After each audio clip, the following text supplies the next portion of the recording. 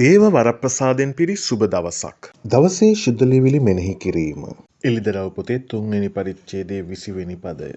මෙන්න මම දොර ළඟ සිට තට්ටු කරමි.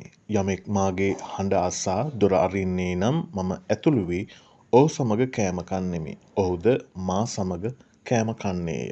සභාසතට යොමු කරන ලද හසුන්පත් පිළිබඳව එළිදරව් පොතේ 2 වෙනි සහ 3 වෙනි පරිච්ඡේදවල සඳහන් වෙනවා.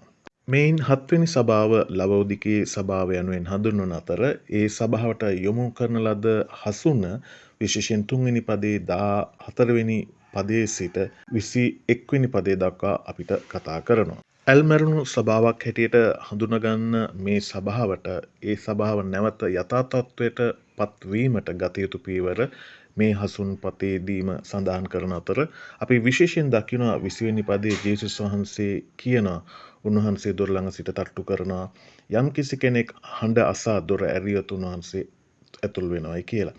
මේ අනුව අපිට පේනවා උන්වහන්සේ සභාවෙන් පිට ඉන්න උන්වහන්සේට අවශ්‍යයි සභාව තුළට එන්න.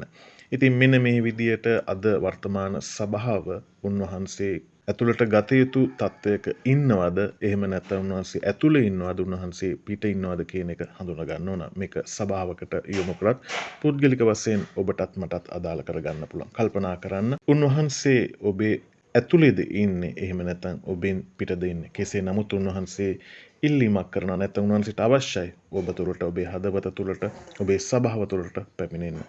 කල්පනා කරලා උන්වහන්සේට ආරාධනා කරන්න. ඔබට ජේසු පීඨයි සුබ දවසක්.